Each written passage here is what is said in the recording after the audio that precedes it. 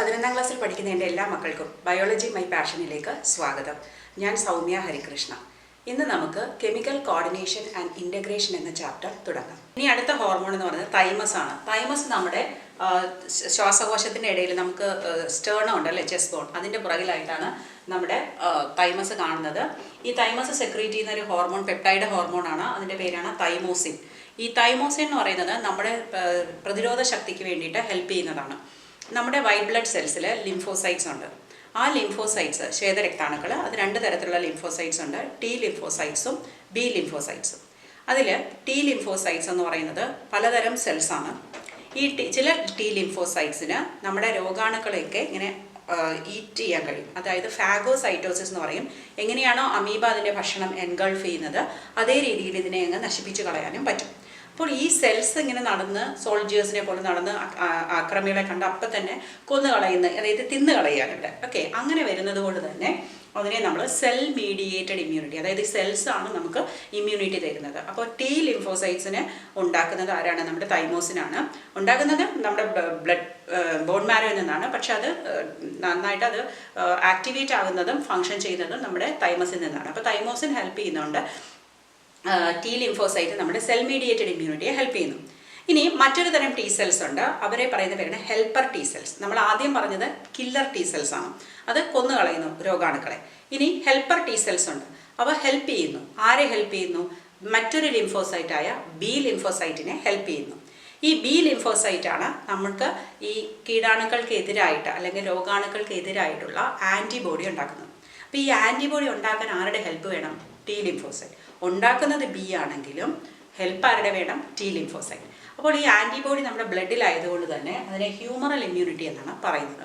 അപ്പോൾ thymosin produce ചെയ്യുന്ന T cells അത് രണ്ട് രീതിയിൽ ഹെൽപ്പ് ചെയ്യുന്നത്. സെൽ മീഡിയേറ്റഡ് ഇമ്മ്യൂണിറ്റി ഉണ്ട്, ഹ്യൂമറൽ ഇമ്മ്യൂണിറ്റി ഹെൽപ്പ് ചെയ്യുന്നുണ്ട്. പിന്നെ നമ്മുടെ സെക്ഷൽ മെച്ചുറേഷനും തൈമോസിൻ ഹെൽപ്പ് ചെയ്യുന്നുണ്ട്. ഇനി തൈമോസിന് ഒരു വിളിപ്പേരുണ്ട്, അതായത് ജുവനൈൽ ഹോർമോൺ. കൊച്ചു കുട്ടികളിലാണ് ഈ തൈമോസിൻ ഡെവലപ്ഡ് ആയിട്ടുള്ളത്. നമ്മുടെ ഏജ് കൂടുന്തോറും ഇത് ഡീജനറേറ്റ് ചെയ്ത് പോകുന്നു.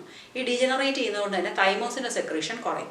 തൈമോസിൻ കുറഞ്ഞാൽ എന്ത് പറ്റും? നമ്മുടെ പ്രതിരോധ ശക്തി കുറഞ്ഞു വരും. അതുകൊണ്ടാണ് വയസ്സായ ആളുകളിൽ പ്രതിരോധ ശക്തി കുറഞ്ഞു വരുന്നത്. അപ്പോൾ കുട്ടികളിൽ അത് കാണുന്നത് കൊണ്ട് അതിനെ ജുവനൈൽ ഹോർമോൺ എന്നാണ് പറയുന്നത്. ഇനി അല്ലെങ്കിൽ ജുവനൈൽ ഗ്ലാൻഡ് എന്ന് പറയും തൈമസിനെ. ഇനി അടുത്തത് ഏറ്റവും വളരെ ഇമ്പോർട്ടൻ്റ് ആയിട്ടുള്ള ഒരു ഗ്ലാൻഡാണ് അഡ്രിനൽ ഗ്ലാൻഡ്, അല്ലേ? അഡ്രിനൽ ഗ്ലാൻഡിന് അത് എവിടെയാണ് കാണുന്നത്? നമ്മുടെ കിഡ്നിയുടെ പുറത്തായിട്ട്, അല്ലേ? ഒരു ക്യാപ്പ് പോലെ. അതിന് രണ്ട് ഭാഗങ്ങളുണ്ട്. പുറത്തെ ഭാഗത്തിന് പറയുന്ന പേരാണ് അഡ്രിനൽ കോർട്ടെക്സ്, അകത്തെ ഭാഗത്തിന് പറയുന്ന പേരാണ് അഡ്രിനൽ മെഡുല. അപ്പോൾ ഈ കോർട്ടെക്സും മെഡുലയും വിവിധതരം ഹോർമോൺസിനെ സെക്രീറ്റ് ചെയ്യുന്നുണ്ട്. അഡ്രിനൽ കോർട്ടെക്സ് സെക്രീറ്റ് ചെയ്യുന്ന ഹോർമോൺസിനെ നമ്മൾ ഒന്നിച്ച് പറയുന്ന പേര് കോർട്ടിക്കോയിഡ് ഹോർമോൺസ് എന്നാണ്. അതേസമയം അഡ്രിനൽ മെഡുല സെക്രീറ്റ് ചെയ്യുന്നതാണ് നമ്മുടെ കാറ്റക്കോലമൈൻസ് എന്ന് പറയുന്നത്. ഈ അഡ്രിനൽ കോർട്ടിക്കോയിഡ്സ് 3 തരത്തിലുണ്ട്. അതായത് നമ്മുടെ മിനറൽ ഫങ്ഷൻ, നമ്മുടെ ബോഡിയിലെ മിനറൽസിനെ കൺട്രോൾ ചെയ്യുന്നത്, നമ്മുടെ ബോഡിയിലെ ഷുഗർ ലെവൽ കൺട്രോൾ ചെയ്യുന്നതിനും പിന്നെ സെക്സ് കോർട്ടിക്കോയിഡ്സും ഉണ്ട്. അപ്പോൾ ഇത് സെക്രീറ്റ് ചെയ്യുന്നത് ഈ കോർട്ടെക്സിൻ്റെ തന്നെ 3 വിവിധ ഭാഗങ്ങളാണ്. ഔട്ടർ മോസ്റ്റ് ആയിട്ടുള്ള ഒരു ഭാഗമാണ് സോണ ഗ്ലോമറുലോസ. അതായത് കോർട്ടെക്സിലെ ഏറ്റവും വെളിയിലുള്ളതാണ് സോണ ഗ്ലോമറുലോസ. അവിടെ സെക്രീറ്റ് ചെയ്യുന്നതാണ് മിനറലോ കോർട്ടിക്കോയിഡ്. അതായത് നമ്മുടെ ശരീരത്തിലെ മിനറൽ ബാലൻസ്, എസ്പെഷ്യലി നമ്മുടെ സോഡിയം കുറഞ്ഞൊക്കെ പോകുമ്പോഴേക്കും നമ്മൾ അതിനെ കറക്റ്റായിട്ട് റീഅബ്സോർബ് ചെയ്ത് കിഡ്നി ട്യൂബിൾസിൽ നിന്നൊക്കെ എടുത്ത് നമ്മുടെ സോഡിയം ലെവലൊക്കെ പ്രോപ്പറാക്കി വെക്കുന്നതാണത്. അതിനെ ഹെൽപ്പ് ചെയ്യുന്ന ആരാണ്? ആൾഡോസ്റ്റിറോൺ. ഇത് നമ്മുടെ കിഡ്നി റെഗുലേഷനിൽ പഠിച്ചതാണ്. പിന്നെ മിഡിലിൽ വരുന്ന സോണ ഫാസിക്കുലേറ്റർ. ഈ ഫാസിക്കുലേറ്റയാണ് ഗ്ലൂക്കോ കോർട്ടിക്കോയിഡായ കോർട്ടിസോൺ. അതായത് നമ്മുടെ ഗ്ലൂക്കോസ് ലെവല് കൺട്രോൾ ചെയ്യുന്നത് ഈ ഗ്ലൂക്കോ കോർട്ടിക്കോയിഡ് ഹെൽപ്പ് ചെയ്യുന്നുണ്ട്. പിന്നെ സോണ റെട്ടിക്കുലാരിസ്, ഏറ്റവും ഇന്നർമോസ്റ്റ് ലെയർ, സെക്സ് കോർട്ടിക്കോയിഡ്സിനെയാണ് സെക്രീറ്റ് ചെയ്യുന്നത്. നമ്മുടെ NCERT ഇത് രണ്ടുമാണ് മെൻഷൻ ചെയ്തിരിക്കുന്നത്, മിനറലോ കോർട്ടിക്കോയിഡും ഗ്ലൂക്കോ കോർട്ടിക്കോയിഡും. എക്സാമ്പിൾ പഠിക്കാം. അപ്പോൾ അഡ്രിനൽ ഗ്ലാൻഡിൻ്റെ ഔട്ടർ പാർട്ടാണ് കോർട്ടെക്സ്. അഡ്രിനൽ കോർട്ടെക്സിന് സെക്രീറ്റ് ചെയ്യുന്ന ഹോർമോൺസിനെ ജനറലായിട്ട് പറയുന്നത് കോർട്ടിക്കോയിഡ്. അതിന് 3 റീജിയൻസ് ഉണ്ട്: സോണ ഗ്ലോമറുലോസ, ഫാസിക്കുലേറ്റർ ആൻഡ് റെട്ടിക്കുലാരിസ്.